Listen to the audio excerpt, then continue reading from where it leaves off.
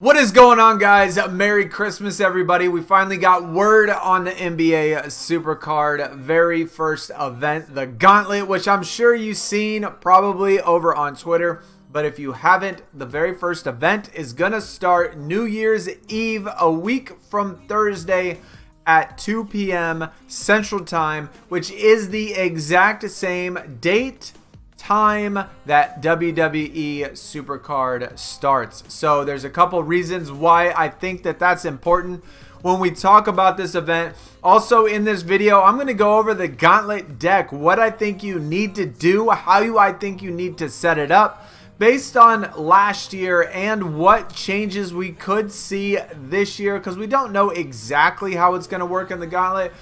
But I kind of have a pretty good idea, and this is how at least I'm going to be setting up my Gauntlet deck and how many Sapphire Pros you need in order to get it finished and all of that stuff. So let me know what you think about the news Gauntlet. Are you excited? Who do you think the first event card is going to be? I honestly do not know. Obviously, nobody knows. But in the past, at least in my NBA, the very first event card has never really been that good.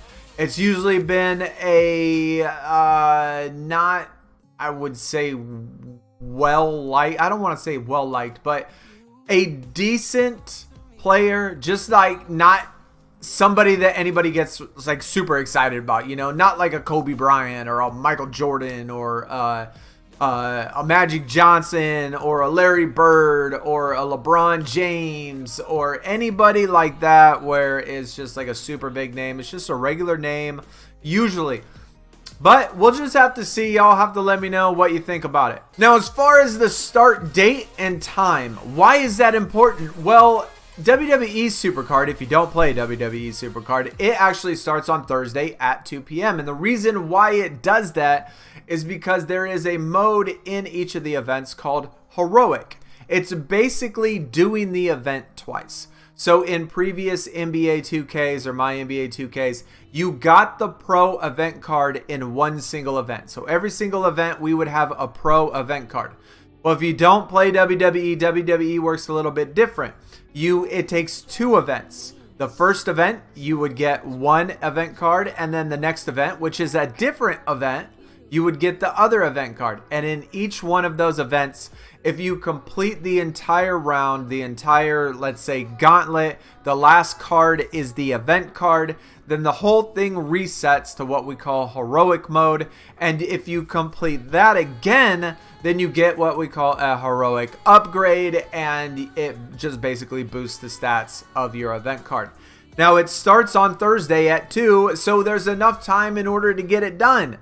I think we could see Heroic mode, one single event card in each event, taking 2 weeks to get. That's personally what I want to see. I like that in WWE, and I think that would be absolutely fantastic for NBA. Now, I think another really big question coming to this next week, will they have the card stats fixed before the event happens?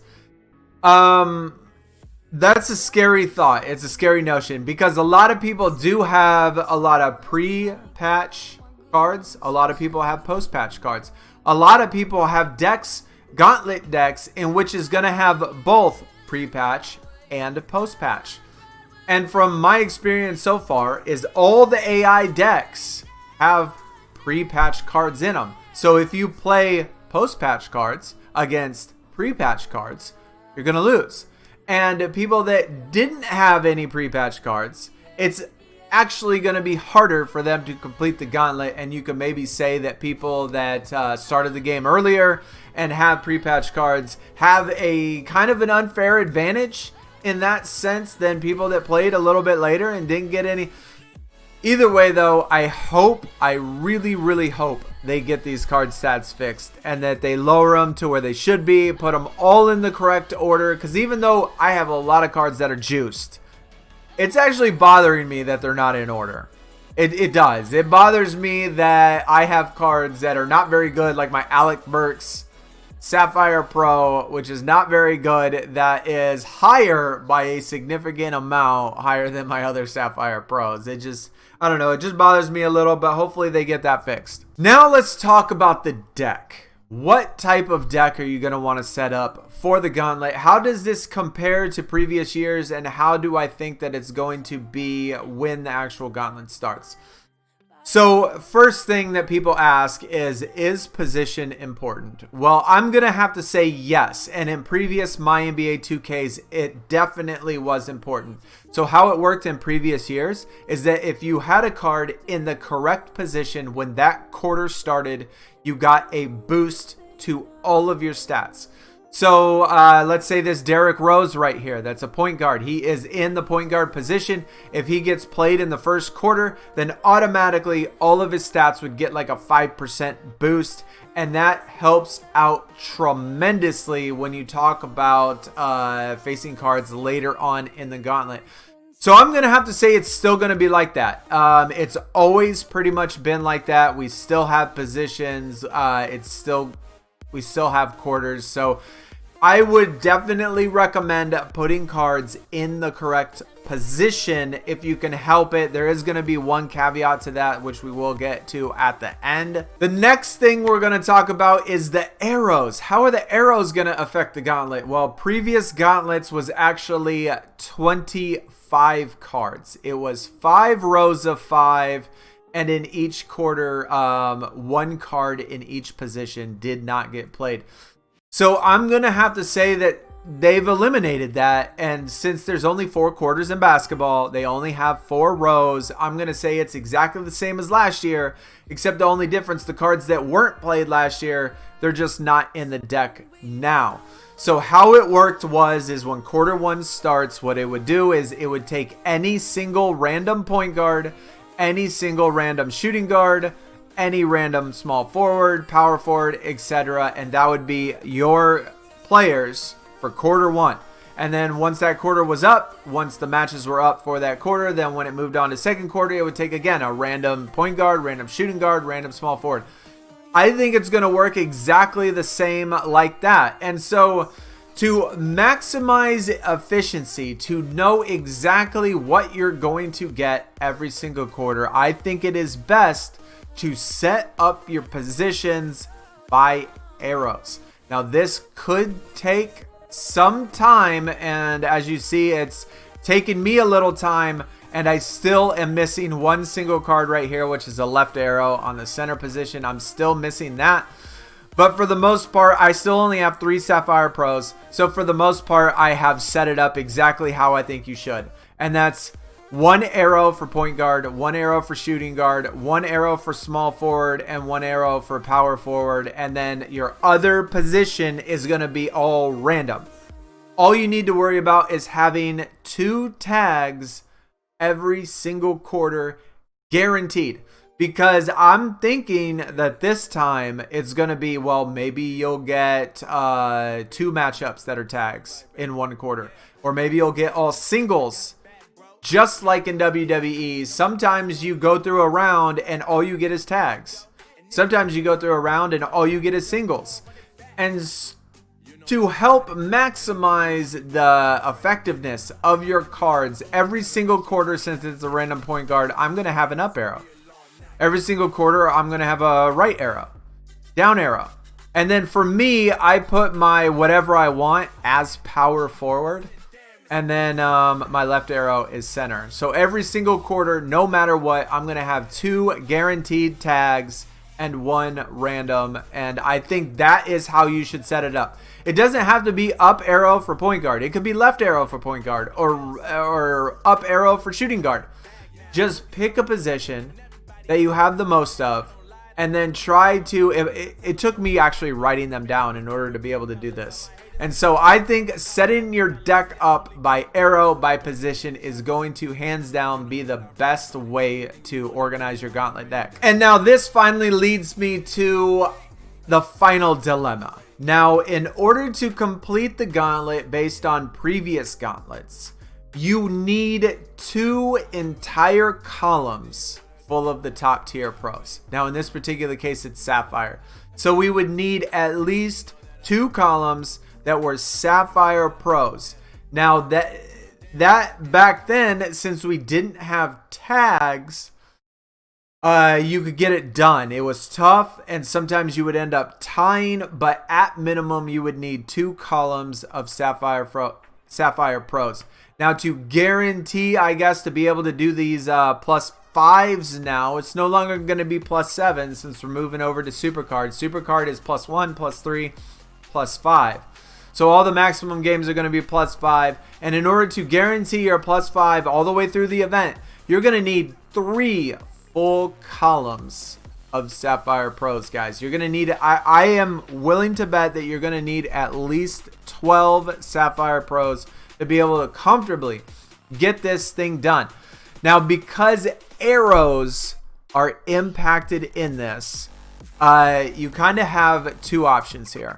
One, put all your Sapphire Pros in 1 column. That's how we did it in the past. And that's the most effective way to guarantee yourself the top pulls every single time.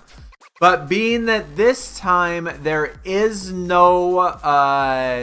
are no like cards that are not being used, it looks like, since there's going to be 4 quarters, it looks like all cards will be used.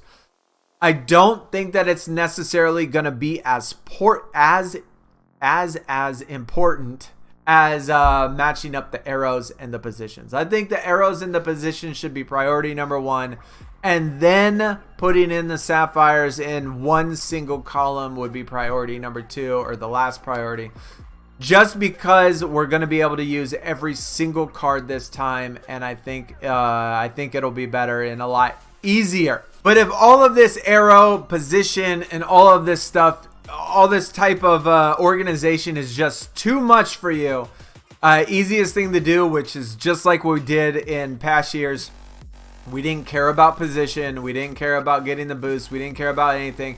We just put all of our sapphires or all of the top tier cards in 1 column, then the next column, then the next column, and just did it like that. Now, honestly, that worked fine. It really did. As long as you had 3 full columns of the top tier cards, even though you weren't getting boosts, it still worked out and you were still able to get the top card pretty easily.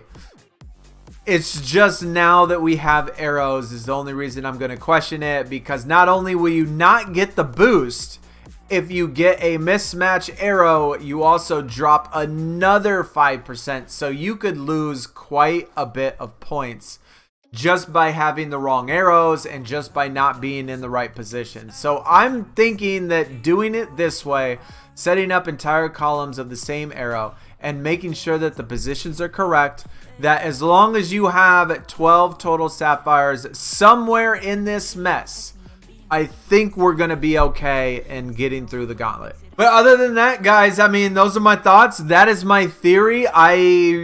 It really feels like they're going to have a heroic mode, which for those of you that love to grind, heroic mode is definitely a grind.